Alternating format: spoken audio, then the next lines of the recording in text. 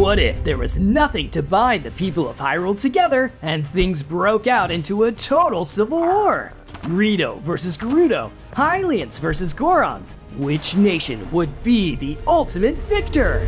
It's a concept I've explored before, but with so many variables that could influence the outcome of a war, I think we need to take a closer look. In this video, I'm going to assess a nation's chances for success, not solely based off overall army numbers and the abilities of their average soldier, like I did in the last video, but I'm going to dig even deeper, looking at things like how would they defend their settlements, how they could go about attacking the settlements of other nations, and re-evaluating some of the more controversial claims I made before. Going through every single nation in a single video would make for an entire movie, so today I'll be focusing on Hyrule's most antagonistic nation, the YIGA! The YIGA are also one of the most commented on nations from the last video. Sorry Rito, you'll have to wait till next time, where many of you disagreed with their fate. But before I address some of the criticism, let me remind you of the ground rules of our little simulation here. First, let's address the big one. In this analysis, I'm going to severely handicap the abilities of each nation's champions and leaders. I think we all know that Link could take on every single nation's army and win by himself. So for the sake of this actually being a fun discussion, these leader characters will just be considered as slightly above average fighters, some of who also have special abilities that can be used in moderation, such as Riju's Lightning or Sidon's Defense Bubble. The second point is similar. Any abilities, items, or circumstances that can be exploited to make anyone completely overpowered is out. One example being the YIGA's ability to teleport. An argument could be made that YIGA soldiers could always just teleport away before being killed, heal up, and then return in a limitless supply of soldiers who can endlessly attack. We can't negate their ability to teleport to safety completely, but saying they'll just endlessly do this until they wear everyone down isn't a very fair or exciting scenario. But enough yammering on about rules, we're here to talk about the YIGA! We'll get into how they'll go about defending their hideout in a moment, but first, let's talk about their abilities and address some of your criticisms. The YIGA are arguably one of the most well-rounded armies out there when it comes to ability, both physical and magical.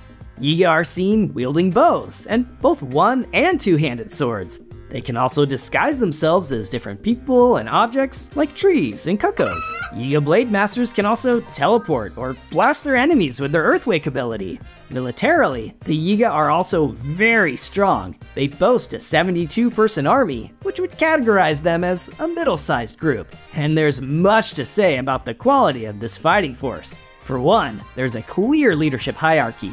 Foot soldiers are overseen by Blade Masters, who then report to Master Koga. There's even evidence that this system works, as the YIGA army has continued to fulfill their mission even when Master Koga has gone missing for long stretches at a time.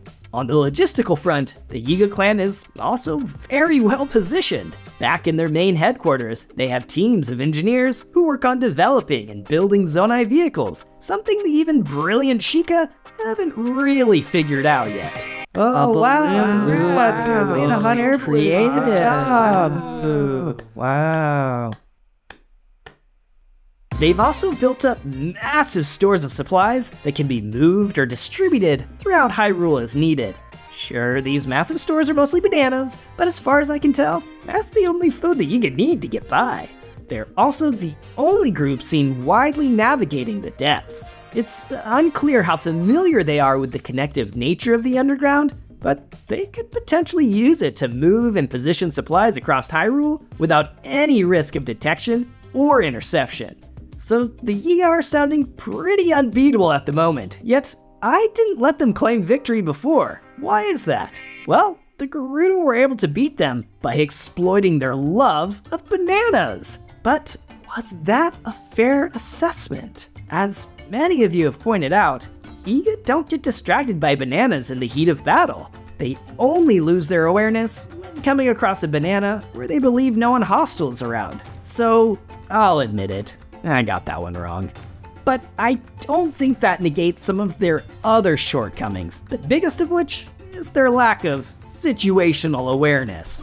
Despite their ability to speak and cloak, they rarely take advantage of this, instead opting for fits of laughter as they reveal themselves to their opponent before attempting to strike. The YIGA are also not the strongest fighters when it comes down to it. Looking exclusively at their foot soldiers, who make up the bulk of their army, their health is equal to that of a blue bokoblin. Not exactly the most formidable of opponents, so to assume the YIGA could steamroll Hyrule to victory would be a mistake in its own right. But this is a video on how the YIGA could win, so let's take our hypothetical and put it through its paces. If the predetermined outcome is a YIGA victory, here's one possible version of what that could look like, starting with how they would defend their own land.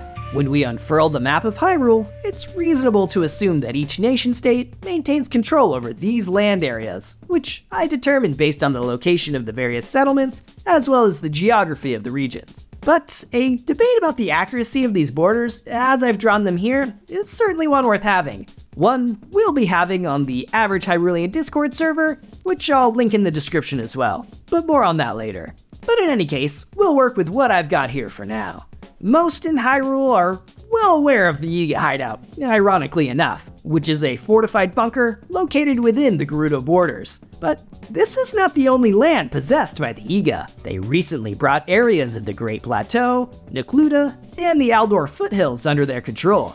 And then, as previously mentioned, they are running an extensive operation throughout the depths, with countless outposts scattered across the darkness. So, how should they go about their defense? Let's take a closer look. We'll start with the easiest outposts to defend, which are the many stations across the depths. The depths are completely undiscovered by any other race of Hyruleans, with the only exception being the few Hylian and Sheikah researchers who have ventured down the Hyrule Field Chasm. And, well, me too now, I guess. But more on that another time. However, this small group of researchers don't represent much of a threat to our merry band of fighters, and they would likely be recalled to the surface in the event of a Hyrulean civil war. One could argue that given the dangers of war, the Hylians would invest more time exploring the underground as a way to uncover new advantages, but I think if they weren't picked off by YIGA foot soldiers who have a technological and geographical advantage of the area, an encounter with a Frox would send them retreating back up to the Land of Light. Why open a second front to the war in a land where you're at a severe disadvantage? Thus, I would conclude that the YIGA Depths outposts would be in no need of defense, and could operate relatively unimpeded. Their surface-based outposts, however, are a completely different story. Limited fortifications, isolated, mildew! These outposts are just waiting for a better equipped army to blast the YIGA soldiers to smithereens, or set the place on fire in order to smoke them out. This decision may be controversial, but hear me out. I think they would be best off abandoning these outposts completely. But wait, I hear you say. These outposts give the YIGA forward operating bases to launch attacks from. They can serve as distribution hubs from which the YIGA can supply their soldiers more easily. Giving these locations up would be relinquishing some of their most valuable real estate. And while there's merit to all those points, I think they represent a greater liability. And to those points, I think their underground network accomplishes all of those same objectives. This is also not to say that they should never establish surface outposts from which to launch attacks, it's just that these current outposts are too separated to allow for any effective coordinated efforts. They're better off expanding out from their main hideout and then establishing frontline camps as they advance. But speaking of the main hideout, let's give it a proper assessment, because if that falls, the YIGA will be forced to live out the remainder of their days underground.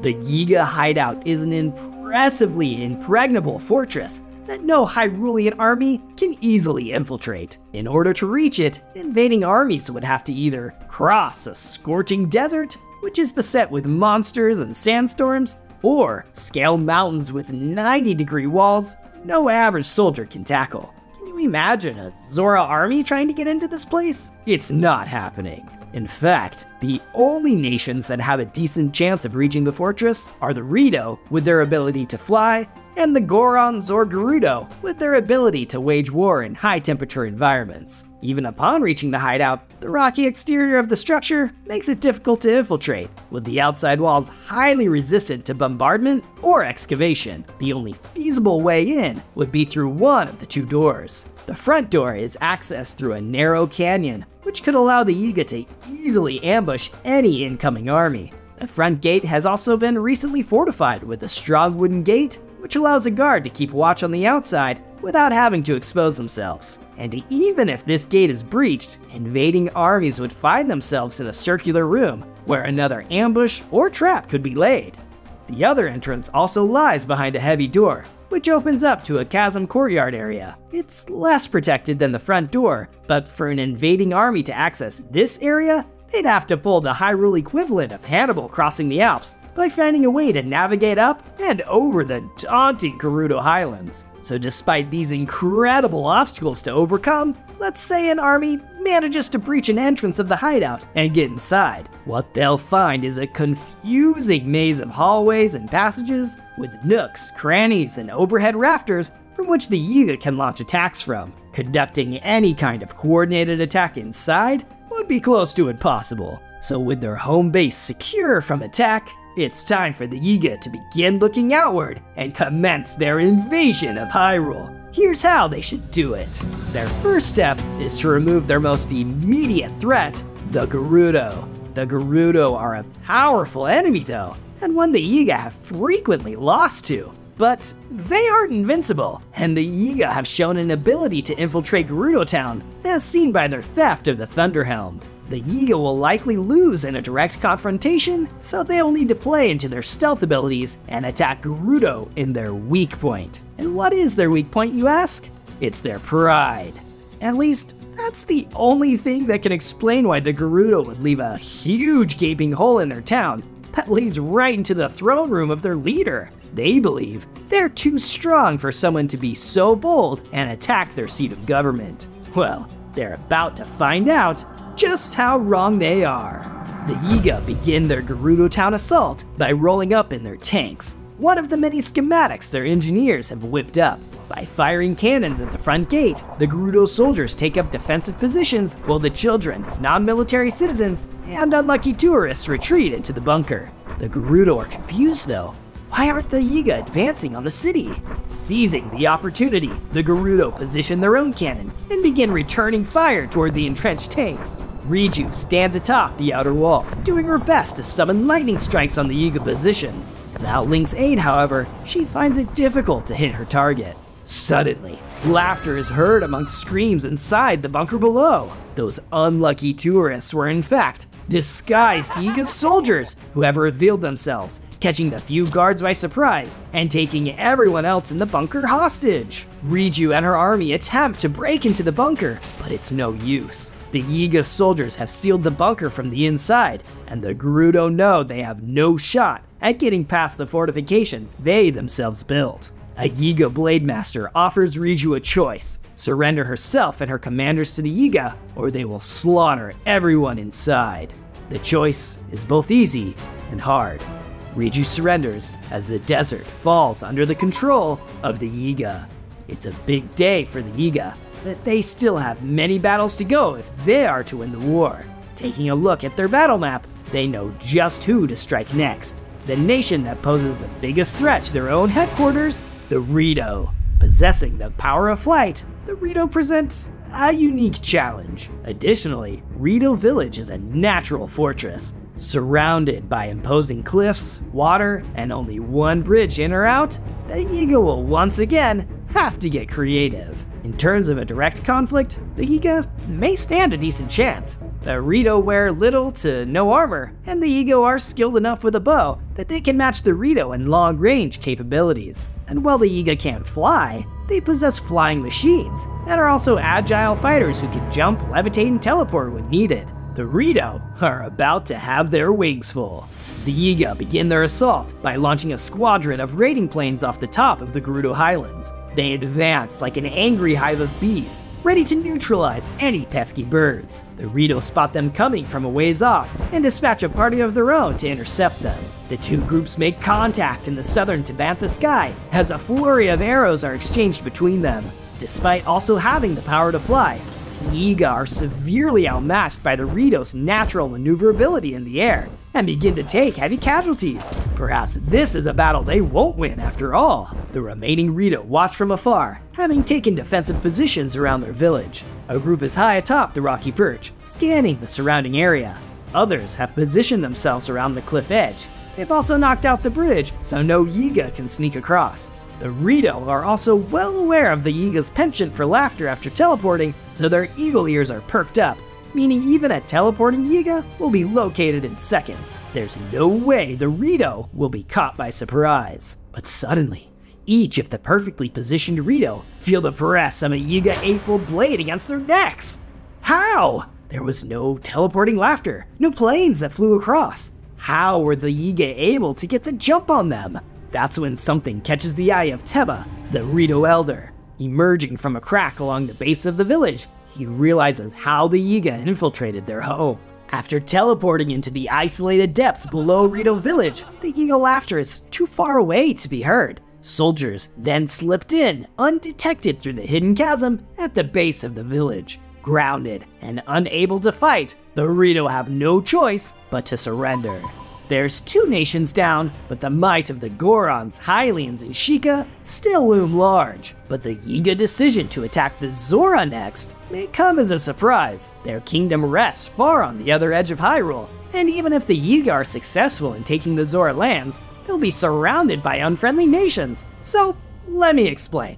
Until now, I have failed to address the neutrality of Tarrytown. In my previous assessment, I referred to Tarrytown as a Hylian settlement, but I think this is incorrect. While it was founded by a Hylian, the community represents a diverse mix of citizens from every race. And remember, this scenario isn't a battle of YIGA versus everyone else. If so, the Tarrytown community would likely align with the non-YIGA alliance. But this is a civil war, where all nations oppose each other. Since Tarrytown is made up of people from all nations, I think it's fair to assume that as a community, they would opt for neutrality and pacifism, as they would not support a war that pits everyone against each other. Instead, they would likely serve as mediators, as they would seek out a diplomatic conclusion to the conflict. Therefore, the Zora would not border a hostile nation, instead having a buffer between them and the Gorons. Another point to consider is the geography of Zora's domain.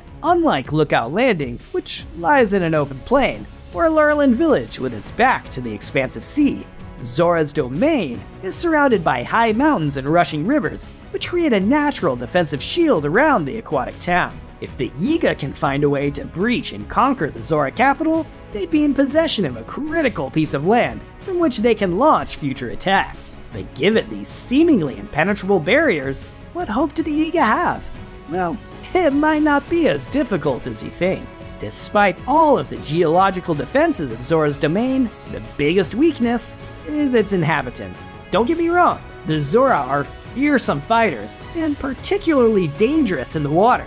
That is, of course, if their enemy can't harness the power of electricity. Once establishing a position on the high ground around Zora's domain, either through flight, teleportation, or a series of acrobatic maneuvers up the mountain sides, the YIGA can then unleash an arsenal of shock emitters, shock fruits, and other jolt-inducing weapons to create a pincer around the domain that can slowly close until the Zora are either destroyed or submit to their aggressors. Any Zora prisoners could be locked away in the Zora Waterworks, where a well-placed shock emitter can keep the way in and out electrified at all times. And remember, the YIGA figured out a way to run Zonai devices indefinitely, as evidenced by their foot soldiers whose devices never run out of juice. As Zora's domain falls into the clutches of the YIGA, the other nations are starting to get nervous. Will they be next? If it's a Goron thinking this, then the answer is a terrifying yes. But Goron City isn't so easy to infiltrate, and the Gorons present a particularly resilient opponent. YIGA blades and arrows will do very little to unearth these immovable beings. Not to mention, Goron City has the ultimate high ground, nestled against the base of one of the highest peaks in Hyrule. But what about the chasm leading into Death Mountain? Surely the YIGA could travel up and out of the mountains, claiming the high ground and the ultimate surprise, no? No, They can't. While Death Mountain has cooled on its surface, the land beneath the surface crust burns hotter than any YIGA could hope to withstand. So they'll have to find another way in. So a direct assault won't work. A sneak attack from below is out. What other options do the YIGA have? Perhaps we're spending too much time thinking about the YIGA when instead we should be thinking about the Gorons. Gorons are large, powerful, intimidating beings, but only when you've done something to set them off. One of the things people love most about the Gorons is the one thing the YIGA will exploit to bring about their demise. I'm speaking, of course, about their kindness. Now please do not take this as an endorsement for the everyday person to exploit the kindness of others for their own gain. But this is the YIGA we're talking about, and they do anything to one-up their targets. Here's how they do it. Disguised as travelers, YIGA soldiers would slowly trickle into Goron City, posing as Unoboko employees who had sworn allegiance to the Gorons. As they go about their Unoboko duties, they'll lull the gentle giants into a false sense of peace. Then, after a time, without warning, the mountain will erupt into chaos. As Unoboko employees, they've managed to hide all manner of gizmos, traps, and devices with the sole intent of taking the Gorons by complete surprise. And in this version of events, they do, completely eliminating the most impenetrable of foes. But the YIGA Rampage still isn't over. The Hylians and Sheikah have thus far enjoyed the fruits of a centuries-old alliance. The Hylian army of over 250 has thus far protected the citizenry of both nations, while the Sheikah have drawn on their scientific expertise to develop Zonai weapons and technologies to help fight off attempted invaders. But while their numbers are impressive and even intimidating, they also control nearly half of all Hyrulean lands and together control 4 different settlements. If they hope to keep it that way, they'll have to become masters of the often underestimated but all-important job of logistics, something the YIGA know a thing or two about. Hang on tight, because the YIGA are about to take their all-out assault to the next level. It's a quiet evening in Hyrule Field as the Hylian guards patrol the battlements of Lookout Landing. The recent explosions atop Death Mountain have put the guards on high alert, and the recent arrival of additional Hylian troops from Hateno show their generals anticipate an attack at any moment. Purah peers nervously through her telescope, looking for any sign of movement along the mountain. Meanwhile, in Lurelin Village, the village fishermen are counting their catch after a day of fishing. Apart from repelling a Zora scouting party in the early days of the war, the village has enjoyed relative peace given its isolated location. Rumors of Goron City falling have turned to whispers on the breeze by the time it reaches them, and few are worried about invasion. The Hateno pastures sway gently as the cool night air weaves through the sleepy Hylian town. That is, of course, until a chorus of deep laughs pierce the still night.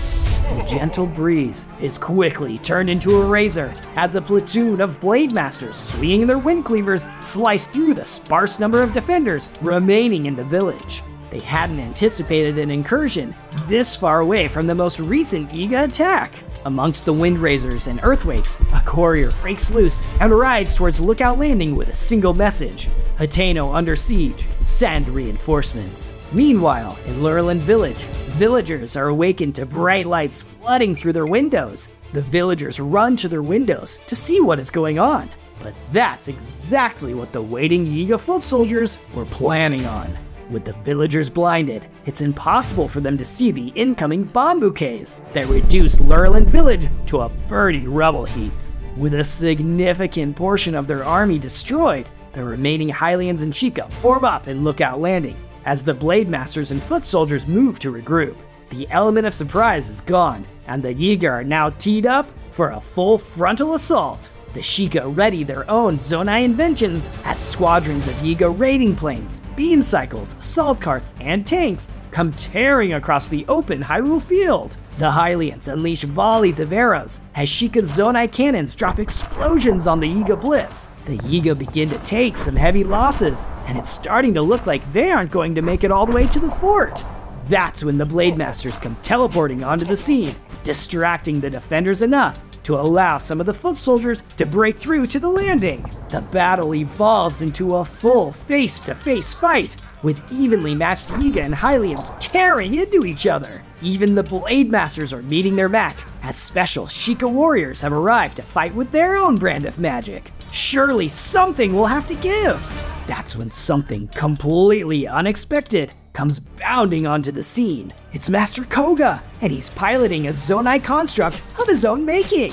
As he swings the heavy arms and works his magic, it's clear that even the brilliance of Pura hasn't prepared for this. The battle soon comes to a close, as Master Koga snatches Pura and carries her to the last stronghold standing, Kakariko Village.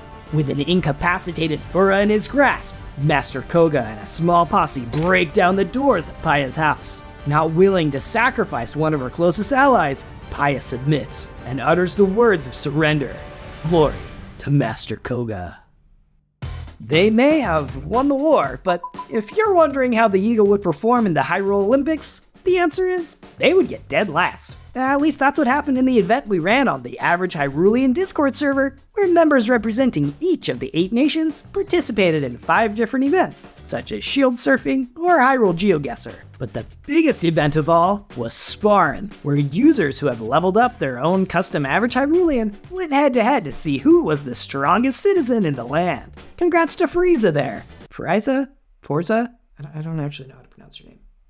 Congrats to Forza Motorsport there, and the rest of the gold medalists on screen. The server is 100% free to join, will never be pay to win, and we're actively working on building an entire RPG system in Discord where you can create and level up your character, their stats, buy special items, and more. It's actually part of the reason it's taken me so long to get a video out. Building out the community there has been a more fun distraction than I would have thought. So check it out via the link in the description. But back on the topic at hand, what do you think? Are the YIGA most likely to conquer Hyrule, or does someone else deserve the praise? Is it time for the Koroks to rise up? Let me know in the comments, or even better, come join in on all the games, discussions, and adventures going on in the Average Hyrulean Discord server. Thanks for watching, and I'll see you in the next one. Talk to you then.